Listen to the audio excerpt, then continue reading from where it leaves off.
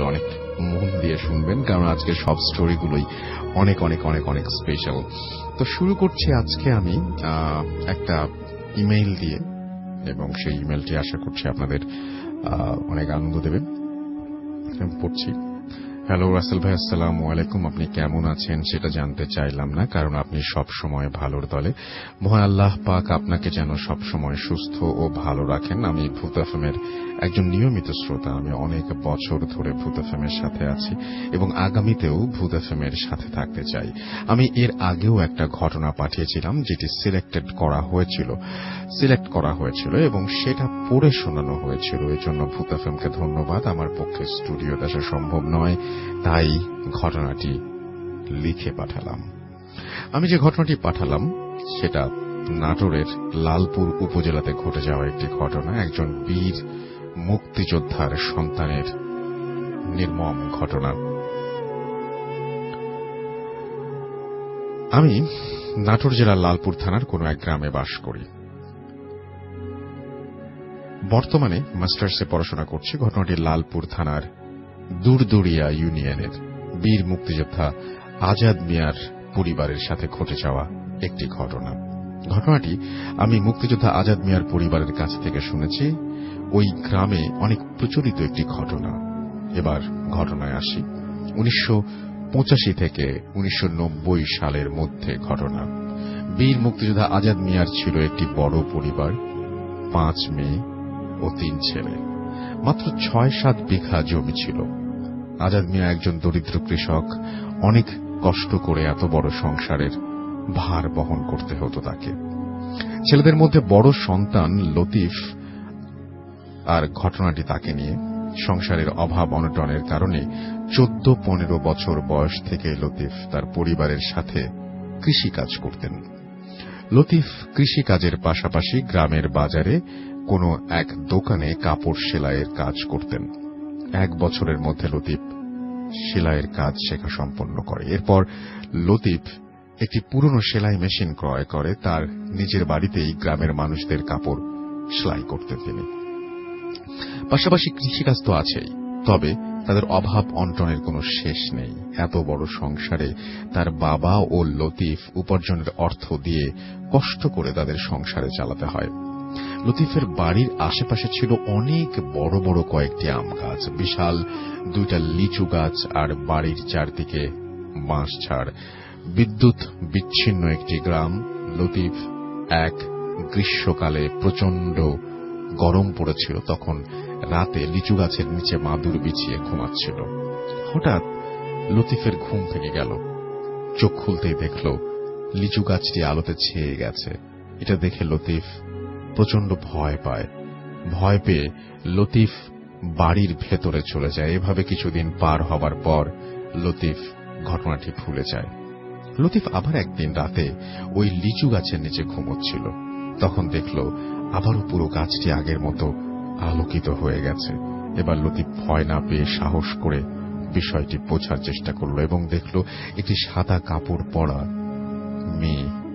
লতিফ স্পষ্ট দেখতে পাচ্ছে সাদা পোশাক পরে লিচু গাছের ডালে মেয়েটি বসে আছে, আর তার সাদা পোশাক থেকে আলো বের হচ্ছে। সেই আলোতে পুরো গাছ আলোকিত।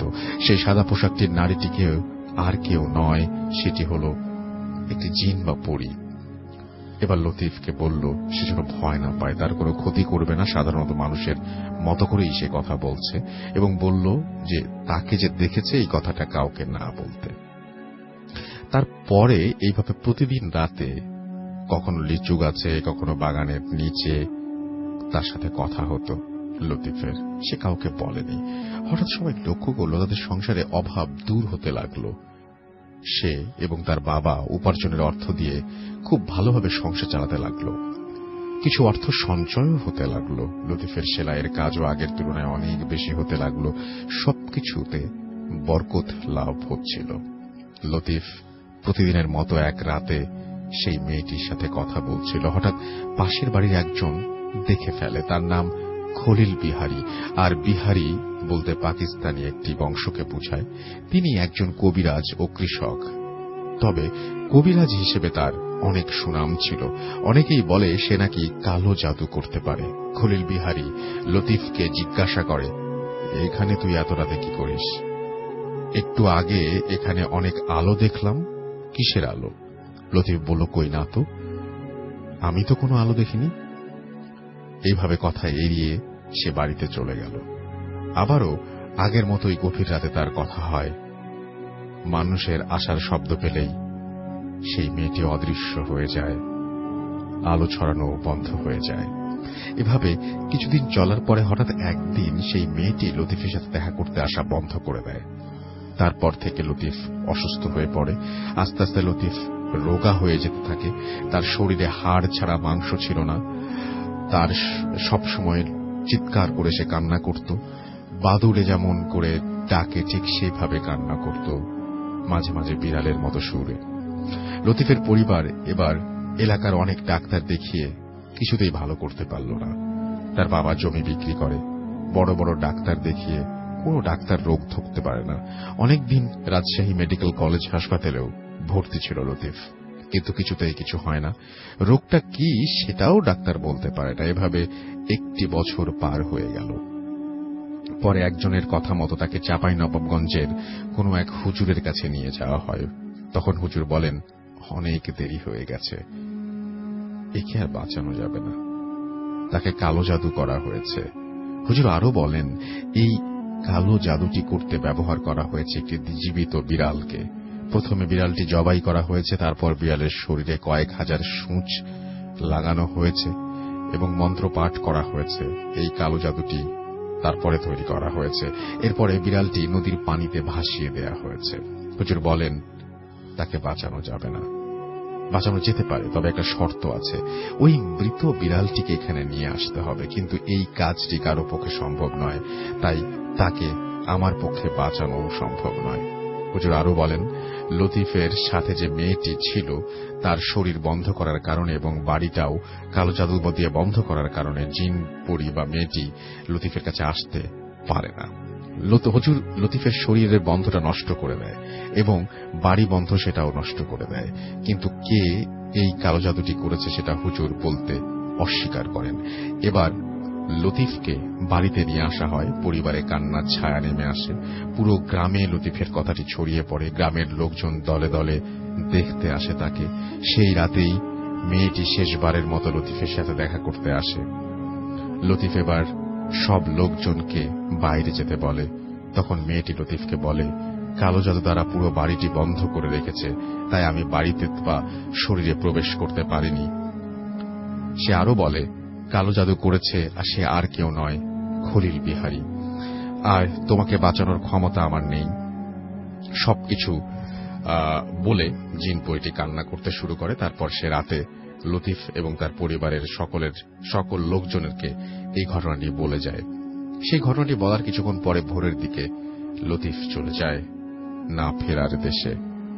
অকালেই ঝরে গেল একটি তাজা প্রাণ, চলে গেল একটি মায়ের সন্তান, সবাইকে ছেড়ে গেল উপার্জনের সেই ছেলেটি, ঝরে গেল একটি বীর মুক্তিযোদ্ধার সন্তানের প্রাণ।